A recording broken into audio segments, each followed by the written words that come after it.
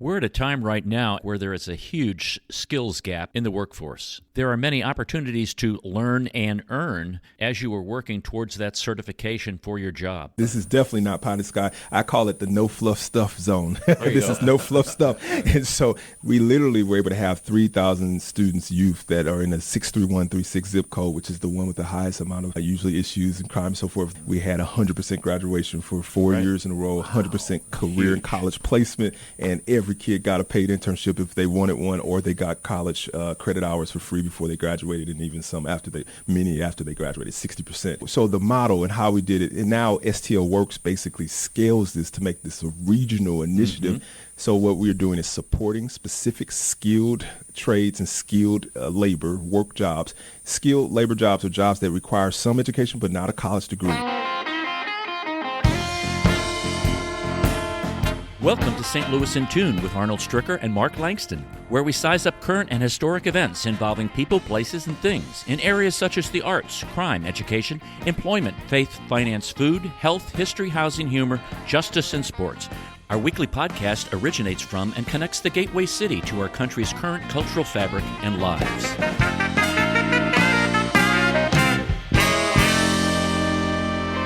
Art McCoy, who's the champion and leader of STLworks, educator, entrepreneur, leader. He has served as an education leader and a superintendent of schools. Bless you. Most recently at Jennings School District. Oh. He's the founder of SAGES, and I love this, Art. SAGES severs the achievement gap in education of students and severs attainment gaps existing in society. I really love that. I need to look into that a little bit more. Yeah. He's received boatloads of numerous awards, and since 2019, he supported the Regional Business Council STLworks initiative as a lead educator and an MC, and now he is the person who is their champion and leader in that movement, and that's what he's here to talk about. Art, welcome to St. Louis in Tune. It's a pleasure to be with you and your wonderful audience. You guys are awesome. It's good to see you again. We haven't talked for a while. Fill us in a little bit about what you've been doing recently here. Great question. So I've been really just focusing on helping the workforce development of St. Louis because there's been a crisis. Even before the pandemic, over 200,000 jobs open, and really not enough people knowing what's available and how to get to it. And so I've been crafting power skills, basically not soft skills, but power skills. It's only soft if you already have it. If you already have a job that's making six figures and someone who in your family who can get you there and already just really knowing what to do. It's really about how to access power if you don't have that access. So teaching people the language of business and where business occurs and the language of golf and Robert's Rules of Order and how to show up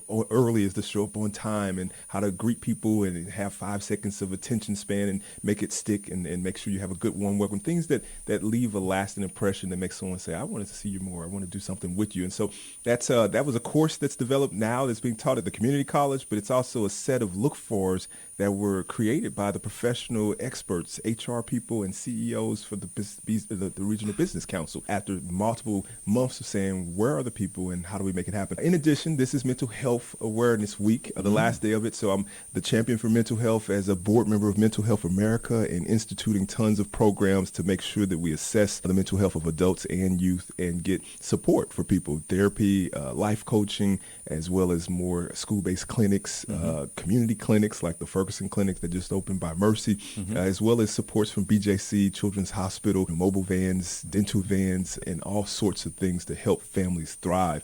And so I look at this as two sides of the same coin. Workforce development is key towards having great mental health. When you live in your purpose and walk your purpose and know your purpose in life and have something meaningful to do, then there's much more hope. So you brought up hope, and I say I agree with Fred Rogers. Hope is where the helpers are at. So find a way to help somebody and you will still hope and you'll still happiness in your life. So I'm also working on diversity, equity, inclusion with many companies such as Commerce Bank, which helped to sign the pledge, one of the first in St. Louis with Centene, to pledge to have their whole corporation help with inclusive prosperity and to bring people to the table in the organization, but also to be supported by the organization that had not been. Commerce Bank is an RBC member as well as Centene. And those CEOs, Michael Nightoff and John Kemper, they have been amazing with leading the way to say, this is how business should do it, and this is what we're going to do to make sure that we include everybody in as staff, as clients, and be inclusive. And so you see great things popping up like the Ferguson Center with Centene, or with diversity initiatives with Commerce, and Cigna, which has a ton of diversity initiatives, which they were one of the first, and they're an RBC partner, but they were one of the first to hire like 30 youth that are all African American and all diverse, and wouldn't have normally been there to be piloting right now their apprenticeship and their IT programs. And so we're really trying to transform the landscape to make a thriving St. Louis and to include people who have not been included to the table of power, and for productivity and great citizenship and great lives. Now that you mentioned, I get my stuff here, the RBC, yes, which is the Regional Business Council, and that's a consortium of 100 CEOs of large companies, 120,000 people, $65 billion in annual revenue. And their key focus was this talent and workforce development, like you said, racial equity, diversity and inclusion, definitely, public policy, K-12 education, quality of life. It's all about giving, my words, hope to individuals who are trying to figure out what a career would be, and then how to have a successful career, and how all of what we do on an everyday life and our personal lives intertwines with kind of the business world. Am I off on that? Or You're spot on. As Kathy Osborne, the CEO of the RBC, would say, they started at least 6 years ago knowing that there was going to be an issue, and there was an issue with making sure that we had diversity and inclusion in our workspace, so that three things: so that businesses could learn and be better at their own work. And then everyone knows that when you have diverse populations, it's good for also making more money, because you expand your clientele, you expand your services and opportunities to others. But then lastly, economics lifts a boat, all boats. Right. So if you can help a family go from $10,000, which is like a poverty rate, $12,000 a year, to $40,000 a year, it will change the trajectory, not only for the 5 or 6 people that they touch, but the whole block. And then ultimately the community will have less closed down stores, less closed down condemned homes, and so forth. So this is a way to reconstruct societies. So the heads of the workforce development committees of the RBC, like Joe McKee with PERG, and Elena Marcia, which was a key part of this, from MTM with healthcare and transportation, and then Vic Ritchie from ESCO Technology. And they got together with Kathy and they said, hey, what can we do to change how we do business and to improve the communities in need? And that's when, as a superintendent, I began to get checks from these businesses to give scholarships to students to do basically apprenticeships or short-term training to get entry-level jobs. And so, having been a Harvest the Pathway Prosperity Grant recipient from Jay Nixon back in the day, I went to Harvard and then studied Germany's apprenticeship program. And I said, this is what business really wants. They want a system that can touch kids from as young as middle school for exposure, to say, this is that company that I think I want to go do, to have a vision in life, some hope and a place and a purpose, and then have mentors from middle school through high school, and then ultimately some job shadowing experiences, some project-based learning where you make stuff and you break stuff and you take stuff apart, and then ultimately, and then some real work, a paid internship by the time they're 16, 17, 18. What we see from the St. Louis job report, state of workforce report, is that 14-year-olds to 21-year-olds make up only 7.4% of the St. Louis metropolitan work population.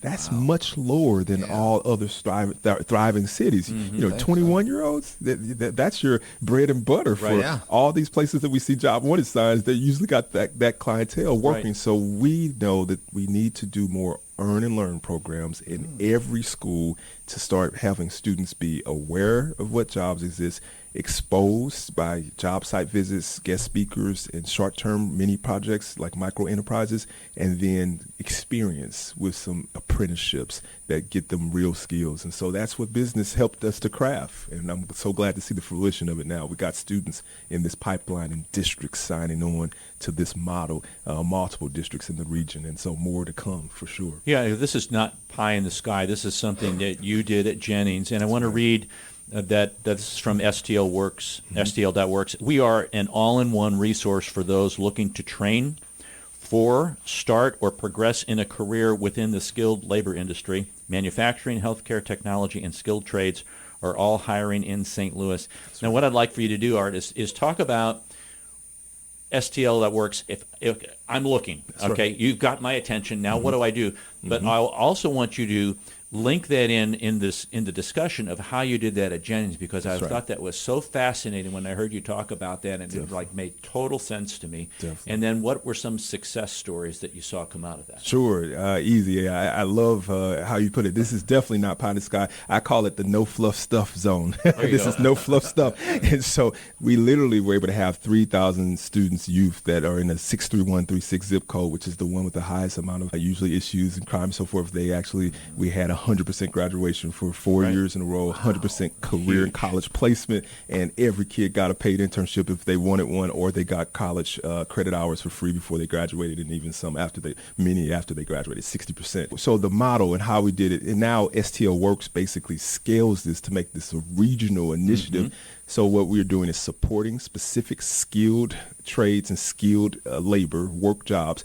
Skilled labor jobs are jobs that require some education but not a college degree. So that means you can get a 3-month certificate, a 1-month certificate as a CNA, like a nurse's assistant or certified nurse, or even a pharmacy technician's license, where you can be a pharmacy technician doing things at Walmart and Walgreens and CVS to give pills. Pro-start certifications to go into culinary science, or carpentry, forklifting, OSHA 10, OSHA 30 certificates, and power tools, forklifting. We gave many students those certificates. And in exchange, they were told, hey, if you go this path and get a short-term 3-month certificate, you have a job waiting at the other end of that experience of $20 to $25 an hour. So companies like Needham House Construction hired 20, 30 students and youth and even adults after getting the training for OSHA 10 and ultimately power tools and power skills. And then they ultimately had a mentor and a journeywoman or a journeyman, and they got a job, $1,000 of tools, full benefits, and $25 an hour to train and learn more to build houses, build construction, hospitals and other sites. Perrick did the same thing. Clayco definitely did that and more. They said not only will you have the construction jobs, you'll have architectural mentors. And then we had our first student who fell in love with architectural work,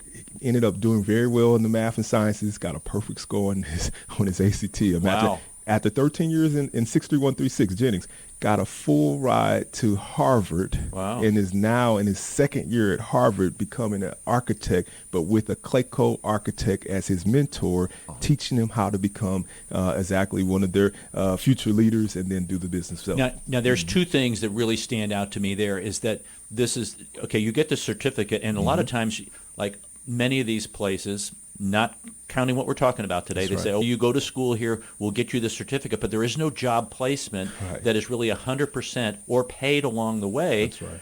That's one thing. Again, then the mentor along the way. That's a second thing. I want you to talk about this. Sure. And thirdly is like, gee, you got to go to college. And it's this individual sounded like, okay, hey, I had all this experience in high school and maybe out of high school, and then it was recognized I need to go. That's exactly right. Yeah. So in each of these cases, we're teaching the youth that you don't have to go to college to have a thriving job. Actually, there is a report from Georgetown University that just came out this week, and it shared that youth who actually oftentimes didn't go to college or finish college, half of them out-earned those with a college degree, if they were moving up with experience in a skilled labor job. So that means your experienced plumber, your experienced electrician, or your carpenter. These individuals, once they have the experience, they can start their own contracting business and ultimately make 6 figures and even 7 figures. Right. The story of Todd Weaver is an amazing one, where he just went up to a CEO of a major company at 8 and said, I want to do what you do. And he said, if you're serious, come back to me in a few years. He's like, I need to feed my family now. And he followed up, and they started giving him things to do and paying him little, stipends on the side. And today he's the owner of a multi-million-dollar carpentry construction company, because he saw, I can build things, I need money now, and we don't have to just, wait for college.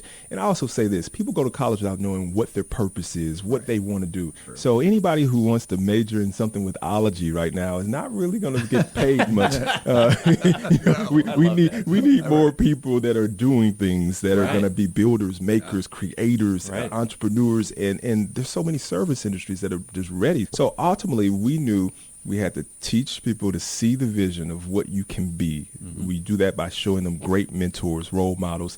Then you have to provide a hypercare system around them to teach them the power skill, the grit on how to survive this, how to complain and be disagreeable agreeably. Because people have situations in workplaces where you sometimes get set up or sometimes stuff is hard. And if you can't handle it, then you don't stay long. And so that's where that mentorship and the hypercare of showing them how to have the grit works. Then that training piece, the pay and the training go hand in hand.